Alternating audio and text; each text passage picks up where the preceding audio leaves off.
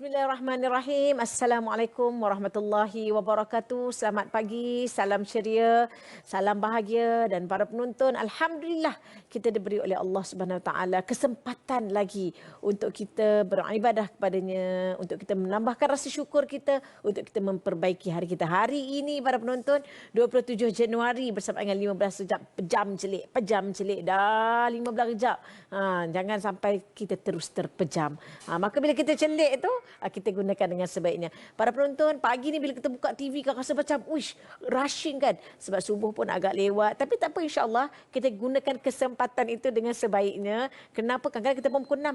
Tak subuh lagi. Gunalah kesempatan sebelum subuh tu untuk solat sunat dan sebagainya, insya-Allah. Panjang pula berlebar pagi ni kan. Jadi pagi ni kita nak cerita, kita nak sambung. Ramai rupanya yang menengok pagi-pagi buta ni berkenaan dengan munakahat asas rumah tangga. Jadi pagi ni kita ceria-ceria sikit berkenaan munakahat asas rumah tangga. Seperti biasa, kita bersama dengan Al-Fadhil Ustaz Muhammad Sabri Nordin, Ketua Pegawai Eksekutif Yayasan Ad-Din. Assalamualaikum Ustaz. Assalamualaikum warahmatullahi. Pagi benar Ustaz kan? Ya, pagi benar. Tapi sebenarnya hiduplah pagi benar, tapi Ya, cuma benar. waktu tu awal. Cuma orang kampung panggil apa? Subuh Syafi'i. Subuh sebenarnya. Subuh Syafi'i. Apa hal Syafi'i jadi mangsa je. Allahu Akbar. Jadi Ustaz, hari ni kita nak cerita berkenaan dengan masih lagi dalam tajuk munakahat asas rumah tangga kita. Kita nak cerita berkenaan dengan pembahagian harta antaranya. Dan kalau kita tengok para penonton, ada satu situasi yang mana seorang ibu yang masih hidup, dia ada harta sikit, adalah sikit dan ingin diberikan kepada anak lelaki.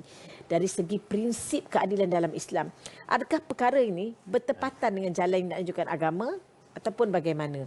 Dia barangkali dia ada anak lelaki, anak perempuan, tapi dia nak bagi ke anak, dia nak bagi kat Iuk je.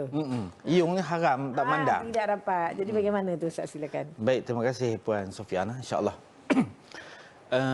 Hari ini mutakhir ini kalau kita lihat, banyak juga sebenarnya video-video yang viral tu cerita tentang bagi harta pada sebahagian anak, sebahagian anak yang lain tak bagi, udah nengok je, ngalir air matanya baik. Bila kita lihat kepada situasi ni,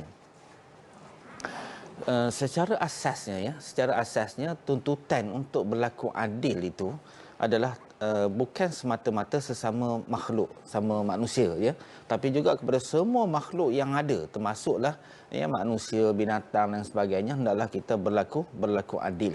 Yang mana dalam perlakuan adil ini bukan semata-mata kepada agihan harta, bahkan kepada semua aspek kehidupan dari sudut pembahagian masa, pembahagian penyaluran tenaga dan sebagainya, semua adalah memerlukan kepada tuntutan adil. Yang mana adil ini kalau kita lihat, dia ada beberapa kefahaman. Yang pertama, kalau kita lihat adil pada masyarakat kita ialah membahagi secara sama rata. Itu pada masyarakat kita, itu adil. Yang kedua, adil pada syarak. Terutama bab fiqh. Adil di situ ialah meletakkan sesuatu pada tempatnya. Namun adil pada syarat wali dan saksi lain pula cerita dia. Yang adil pada syarat saksi dan wali ialah tidak fasik. So kita kena faham, bila sebut adil tu di mana kedudukan dia, pada situasi yang mana. Kalau situasinya pada syarat bagi ijab dan qabul, terutama saksi dan juga wali, ialah tidak fasik. Adil pada masyarakat Melayu kita ialah bagi sama rata. Adil pada tuntutan syarak ialah meletakkan sesuatu pada tempatnya. Makna ceritanya, apa juga situasi keadaan, hendaklah kita berlaku adil mengikut situasi dan juga keadaan yang telah kita huraikan sebentar tadi. Itu yang pertama. Yang kedua, bila kita sebut pemberian, pemberian. Ini sebenarnya masih lagi dalam bab nafkah dulu tu, tak habis lagi, tapi panjang dia punya perbincangan dia. Yang mana pemberian ini merupakan suatu, kita panggil dia hibah. Hibah atau pemberian ini adalah merupakan suatu akad penyerahan harta daripada satu pihak kepada pihak yang lain tanpa balasan. Kalau ada balasan, itu tak namakan sebagai hibah, tak namakan sebagai infak ataupun tak namakan sebagai pemberian. Yang kedua, mestilah akad pemberian tanpa balasan tadi adalah secara sukarela, bukan dengan paksaan. Jadi kita kena faham, bila sebut pemberian adalah suatu pemberian. Kalau tadi ibu nak bagikan harta dia secara sukarela tanpa balasan kepada anak-anak. Ya, sama ada anak lelaki maupun anak perempuan. Berbalik kepada soalan tadi, ya, bagi kepada anak lelaki saja yang haram tak mandang, ya. Maka apakah hukum kita nak memberikan pemberian ini apa-apa juga harta daripada ibu dan ayah kepada anak-anak, iaitulah hukum asalnya adalah sunat. Okey. Sunat ataupun digalakkan bagi ibu dan ayah memberikan sebahagian harta mereka kepada anak-anak secara pemberian, bukan secara nafkah. Nafkah dulu kita dah bincang panjang, ya. Tapi secara pemberian ni hukum asalnya adalah sunat. Nak pula sekarang ni anak-anak kita sedang menduduki peperiksaan SPM. Ya. Jadi adalah sebahagian daripada ibu dan ayah kita janji dah. Mika sekarang kau dapat 10A, ayah bagi ni. Ya, kalau dapat 8A ayah bagi ni. Kalau dapat 6A dia mak bagi ni pula, ya. Mak nak bagi, ayah nak bagi. Maka apa hukum asalnya? Hukum asalnya adalah sunat. Namun di dalam kita nak menyelesaikan hukum sunat ini, nak dapatkan pahala sunat ini, pagi-pagi subuh PA ni, niat dah kita nak melakukan suatu kebaikan. Antaranya ialah nak memberikan sebahagian harta kepada anak-anak kita. Yang mana hukum tadi adalah sunat. Bagaimana kita nak dapat pahala sunat tu? Tidak lain dan tidak bukan ialah mestilah memberi secara adil. Makna adilnya tu apa dia? Makna adil tu kita lihat kepada tadi. Apabila kepada pada sudut pandangan fiqhnya ialah meletakkan sesuatu pada tempatnya. Jadi makna kata kalau anak perempuan kita bagilah sesuatu yang bersepadan dengan anak perempuan. Manakala anak lelaki pula kita bagilah kepada dia yang bersepadan dengan anak lelaki. Jangan kita sama semua. Itu adil pada pandangan Melayu kita ni, ya, ialah bagi semua sama rata. Mana mahunya anak perempuan bagi songkok, anak lelaki bagi songkok ataupun anak perempuan bagi tudung, anak lelaki pun bagi tudung. Itu sama rata, itu tak kena. Adapun yang sama adil tadi ialah meletakkan sesuatu pada tempatnya. Andai katalah kita beri hanya pada sebahagian anak dan sebahagian anak lagi kita tak bagi. Itu soalan utama tadi tak. Si Ayung ni apa hebab maknya bagi dekat Yub je kesian dia. Jadi itu adalah kalau kita lihat kena kembali kepada niat ibu yang nak bagi tadi. Sebab ada sebahagian ulama yang mengatakan bahawa hukum kita nak bagi harta tadi, ya, kepada anak-anak ni, utamanya kita lihat bagaimana hadis daripada Nu'man bin Bashir. Suatu hari ayah Nu'man ini, ya, Syekh Bashir tadilah, bagikan hadiah kepada anak dia. Nu'man ni lah. Bila dia bagi hadiah kepada Nu'man, mak dia sanggah. Mak Nu'man ni sanggah. Teman tak rela Mika bagi kepada Nu'man ini. Apa hal? Ya, selama mana engkau belum lagi dapatkan kepastian daripada baginda Nabi SAW, teman tak redha hadiah ini dia berikan kepada kamu. Maka apa buatnya?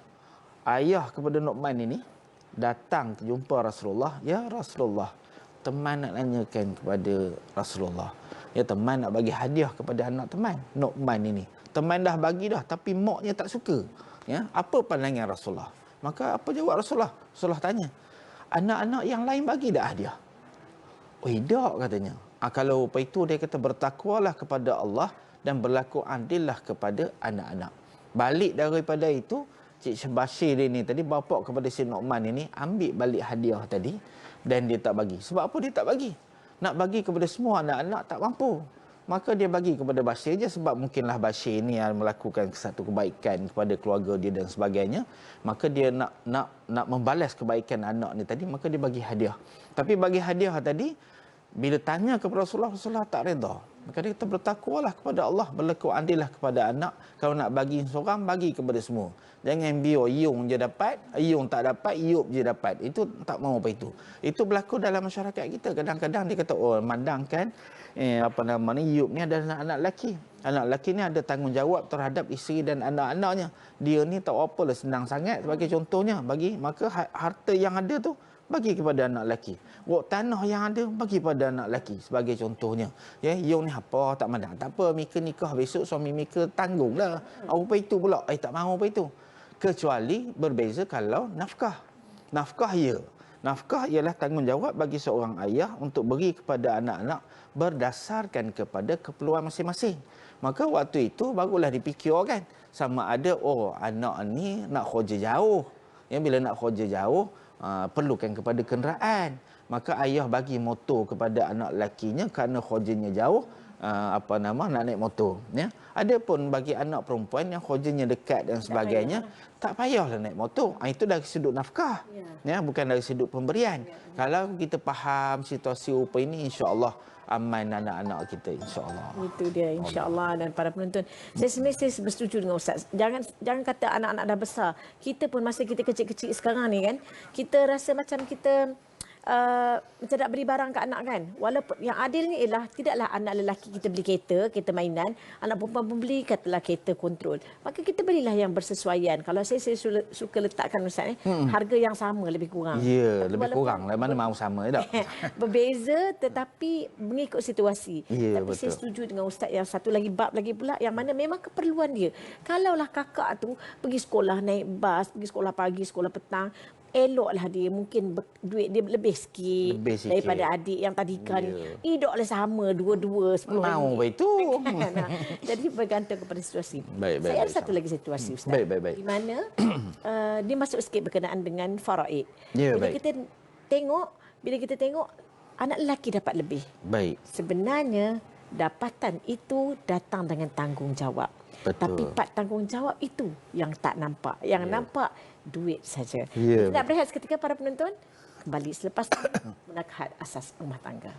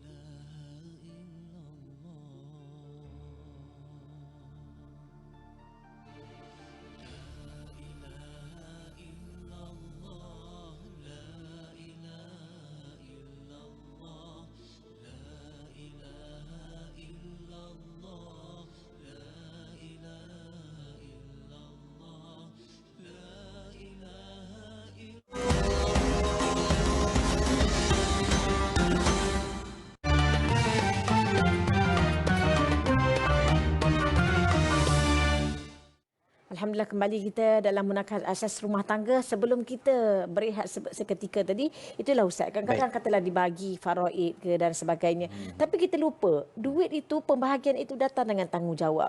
Katalah sebagai anak lelaki, kenapa lebih? Dia nak kena jaga. Barangkali dia kena jaga anak saudara yang ditinggalkan. Betul. Barangkali dia kena bila duit ayah dia kena jaga mak dia dan sebagainya. Ini duit dah dapat lesak dan sebagainya. Jadi bagaimana itu Ustaz? Baik, terima kasih kepada Puan Sofiana. Dia berbalik kepada dulu asas tanggungjawab memberikan nafkah, ya. Apabila seorang anak atau seorang suami ataupun ketua keluarga meninggal, ya, bila dia meninggal, maka kepada siapakah tanggungjawab untuk menafkahi anak-anak yang berkenaan? Ya, maka yang pertama sekali apabila bapa sudah meninggal, maka tanggungjawab untuk menafkahkan kepada anak-anak tadi ialah berbalik kepada atuk. Ya, sebab itu atuk juga berhak untuk mendapatkan harta pusaka. Yang bila atuk dah tak ada, meninggal, maka dia pergi kepada bapa saudara. Jadi bapa saudara bila dapat harta pusaka walaupun nampak lebih dan sebagainya, tapi itulah antara tanggungjawabnya ialah membantu anak saudara dia dari sudut nafkah. Ya, sebab apa? Kalau ibu semua nak tanggung, tak mampu ibu. Ibu nak bekerja lagi, nak berikan nafkah pada anak-anak lagi, nak jaga anak-anak lagi. Apatah lagi kalaulah ibu ni tadi ibu yang tidak bekerja. Ya, jadi harta peninggalan pada si mati tadi dapat faraid bukan semata ibu dapat tak banyak apa, kan? Jadi adik-beradik yang perempuan pun tak dapat banyak. Jadi adik-beradik lelaki yang mampu bekerja dan sebagainya, maka bertanggungjawablah kepada mereka untuk membantu anak-anak saudara. Koma dapat harta pusaka jangan seronok joli aja. Ya, ingat anak-anak saudara kita dia mana nak sekolah yang daripada kecil sampai ke universiti. Itu berkaitan dengan soalan harta pusaka, ya, peninggalan. Menyambung kepada perbincangan kita, ya, iaitulah bab pemberian tadi, ya, hibah sama ada nak bagi anak lelaki ke anak perempuan dan sebagainya. Menurut hukum asal tadi adalah sunat. Namun, ya, pendapat mazhab Hambali dan juga Maliki mengatakan haram bagi ibu dan ayah memberikan sebahagian harta kepada sebahagian anak. Ya, yang mana anak lain tak dapat, Yung tak dapat, Yub je dapat semua. Menurut pendapat Hambali dan juga Maliki adalah perbuatan yang haram. Kenapa dia boleh jadi haram? Kerana yang pertama sekali, ya, iaitulah boleh menyebabkan pertelingkahan di antara adik-beradik. Dia dapat je, teman tak dapat, tak apa. Udah, ya, bergaduh adik-beradik. Daripada pergaduhan adik-beradik ini, dia boleh membawa kepada putusnya silaturahim. Yang mana hukum memutuskan silaturahim adalah haram lagi berdosa. Sebab itulah pendapat mazhab Maliki dan juga Ahmali mengatakan haram jika sekiranya kita nak memberikan hadiah ataupun pemberian, ya, sebagai hibah tadi kepada sebahagian anak dengan menafikan kepada sebahagian anak yang lain. Namun jumhur ulama berpendapat bahawa hukum kita beri kepada sebahagian anak dan menafikan kepada sebahagian anak adalah makruh. Kenapa boleh jadi makruh? Sebab yang pertama sekali, Nabi kita memang galakkan kita untuk sering memberi hadiah. Ya, itu yang pertama. Yang keduanya, daripada kita nak beri hadiah ni, seeloknya sunat kita berikan hadiah tadi adalah sama rata. Ni sekarang bulan Rejab tak? Lepas Rejab, Syakban, Ramadan. Lepas Ramadan, Syawal. Syawal kita nak bagi duit raya, udah. Itu ada bagi sama-sama kanak-kanak ni. Ada kita bagi RM1, ada bagi RM2, ada bagi RM5. Anak-anak saudara yang lain tengok je, apa rupa ni teman dapat sikit. Tak siul lah nak jumpa pak saudara yang ini. Jadi dia boleh menyebabkan rasa sakit hati. Oleh sebab itulah, ya, kalau kita nak bagilah sama rata seperti mana hadis Nu'man tadi. Ya, Rasulullah kata bertakwalah kepada Allah, berlaku adillah kepada anak-anak. Nak bagi semua. Kalau tidak. Ya, ataupun nak bagi senyap-senyap dia diam je, usah depan anak-anak yang lain. Itu yang kedua. Yang ketiga, seperti mana kita maklumkan tadi bahawa kena beza di antara nafkah dan juga hibah. Ya, kalau kita anggap itu adalah sebagai nafkah, maka dia tak ada masalah. Ya, sebab apa? Nafkah tadi adalah berdasarkan kepada keperluan anak-anak. Ya, berdasarkan bukan sama rata. Anak perempuan lain, anak lelaki lain. Kalau yang besar tu lain sikit nafkahnya, belajar universiti lain, yang belajar di sekolah menengah lain, ya. Itu perbezaan di antara nafkah dan juga hadiah. Yang ketiga, hendaklah hadiah tadi diberikan ataupun nafkah tadi diberikan berdasarkan kepada keperluan dan juga maslahah, ya, maslahah. Yang keempat, ini dia berubah daripada hukum sunat makruh, dia pergi berubah kepada haram. Jika sekiranya niat kita bagi tadi kepada sebahagian anak adalah dengan berniat jahat nak nyusahkan anak yang seorang lagi, itu dia jadi haram. Ya, iyalah reta ni semua dapat dekat Yub aja, ya, Yung ni besok biar lantak dia susah. Pandai-pandailah dia cari. Pandai-pandailah mak suruh buat kerja malas benar apa semua, maka yang ni dinafikan hak dia sehingga dia nanti hidup susah. Ada juga sebahagian dalam masyarakat kita berlaku situasi ini. Ingat dia, perbuatan yang seumpama ini, niat nak nak menyusahkan anak-anak ni adalah perbuatan yang memudarat dan juga hukumnya adalah haram.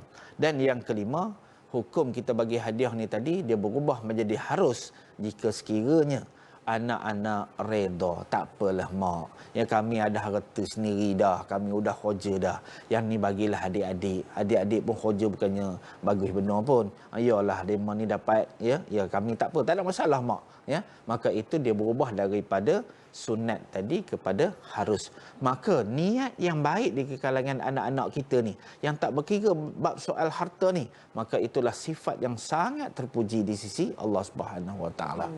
Tapi susah nak cari ustaz. Bab harta susah nak cari. Yang orang yang tak berkira kan. Ya, benar, Bukan nak kata kat siapa, memang siapa-siapa pun lah. Siapa-siapa pun. Semoga siapa yang besar hati itu maka Allah lapangkanlah. Allah lapangkan insya-Allah. Jadi ustaz, bila kita cerita sikit berkenaan dengan sebenarnya semua ni perlu ada ilmu. Jadi ustaz sendiri sebagai ketua pegawai eksekutif Yayasan Ad-Din, barangkali di Yayasan Ad-Din kita memang menerapkan untuk budaya ilmu ini. Jadi sedikitlah berkenaan dengan Yayasan Ad-Din dan apakah yang berlaku sekarang dan bagaimana untuk kita menyumbang bersama Yayasan Ad-Din. Baik, insya-Allah. Terima kasih Puan Supiana. Yayasan Ad-Din adalah sebuah pertubuhan bukan kerajaan yang berasaskan kepada kebajikan. Yang mana kami adalah pemegang amanah ataupun orang yang diamanahkan untuk menguruskan harta-harta wakaf. Yang setakat ini kita ada 26 buah mahat tahfiz. 26 buah ini adalah semuanya wakaf daripada masyarakat. Yang ustaz kami tengok ustaz uruskan mahat tahfiz dengan baik ni, kami ada tanah ni, ya. Maka ustaz tolonglah uruskan. Ni minggu sudah ada satu lagi. Ya, mahat tahfiz dah berjalan dah. Ya, tapi bila pengurusnya ya si lelaki ni meninggal, maka isteri dia tak mampu nak urus. Jadi minggu sudah datang jumpa ustaz, tolonglah kami. Ya, tolong uruskan mahat tahfiz ni, sayang ya. Semua bangunan semua adalah wakaf daripada masyarakat. Tapi bila suami dah meninggal, saya tak mampu, dia kata. Jadi sebab itulah kami di Yayasan Ad-Din ini kita ada jawatan kuasa. Jadi kalau seorang dah meninggal, ada orang lain yang boleh urus.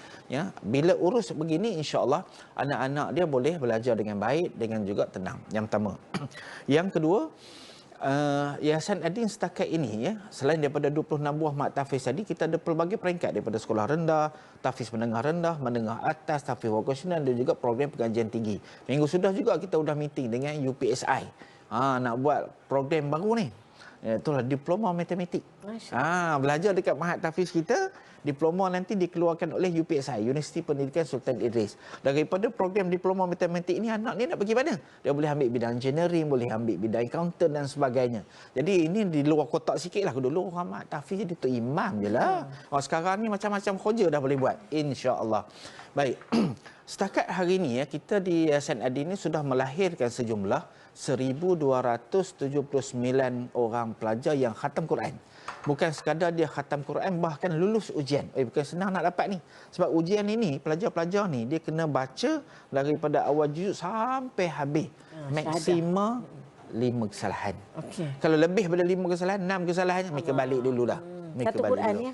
Satu Quran. Tapi tidaklah satu hari. Pengsan satu hari. Kita buat 3 hari.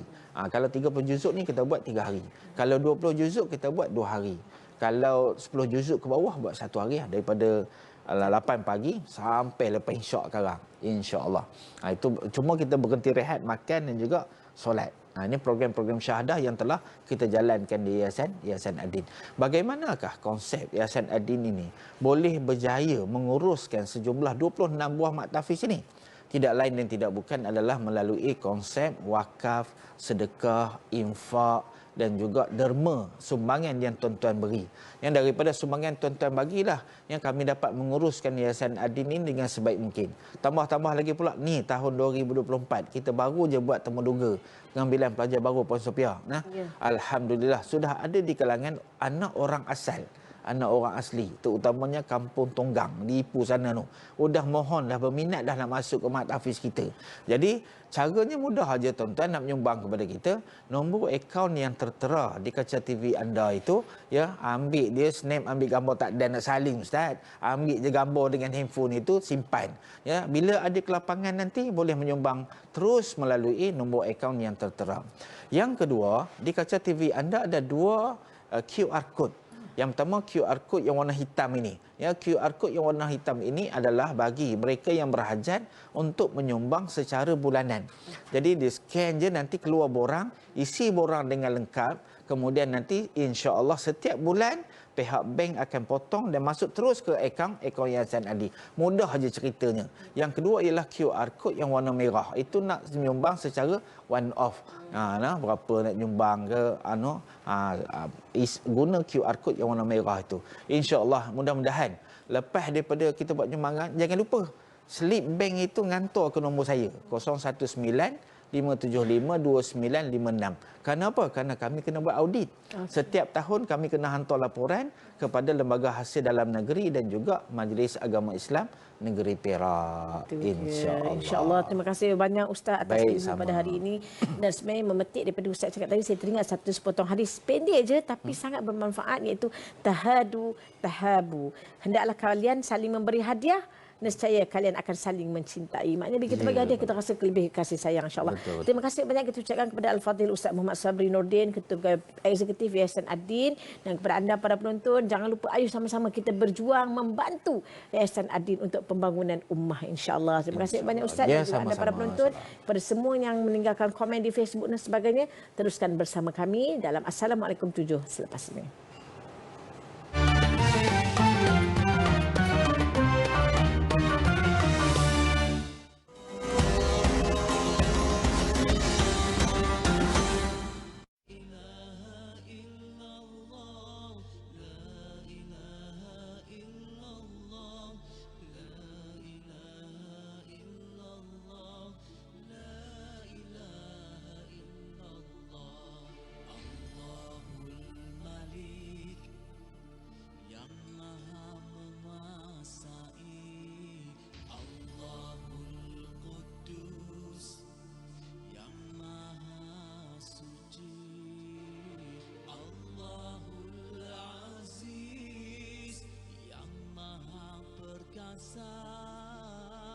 Allahul Hakim yang maha bijaksana.